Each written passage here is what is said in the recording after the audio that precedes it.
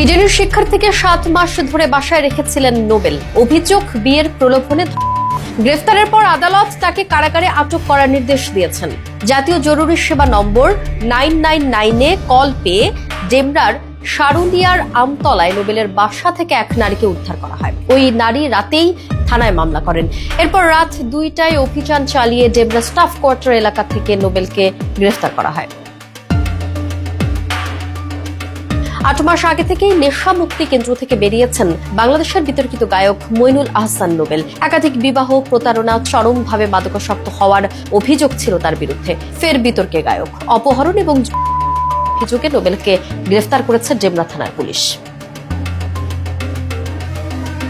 ভারতীয় TV channel জি বাংলায় সঙ্গীত বিষয়ক প্রতিযোগিতার অনুষ্ঠান সারেগামাপাতে অংশ নিয়ে ব্যাপক জনপ্রিয়তা পান নোবেল। তবে এরপর নানা ঘটনায় বারবার বিতর্কে জড়িয়েছেন তিনি।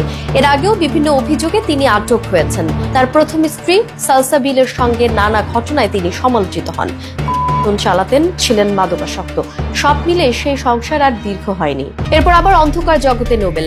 লিভ টুগেদারের অভিযোগ, মাদকাসক্ত হয়ে গানের মঞ্চে আবার কখনো দিনের পর দিন ঘুমিয়ে কনসার্টের টাইম দিয়ে সেখানে না যাওয়া, এরকম নানা ঘটনায় যখন আলোচনায় তখনই তাকে মাদকাসক্ত নিরাময় কেন্দ্রে পাঠানো হয়।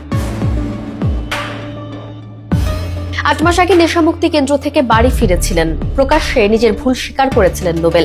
একের পর এক ঘটনায় যে তিনি অনুতপ্ত সে কথাও জানিয়েছিলেন। তিনি বলেছিলেন, গত কয়েক বছর অনেক ঘটনা ঘটিয়েছি, আগেই বলেছি এজন্য আমি দায়ী। নিজের ওপর নিয়ন্ত্রণ ছিল না। একজন শিল্পী হিসেবে যা করেছে ঠিক হয়নি, মানুষ পছন্দ করেননি। এখন মনে হয় আমার কাছে যদি টাইম মেশিন থাকতো তাহলে অতীতে ফিরে গিয়ে নিজেকে সংশোধন করে নিতাম, কিন্তু তার সম্ভব নয়। ব্যক্তি জীবনে, কর্মজীবনে অনেক কিছুই হারিয়ে ফেলেছি।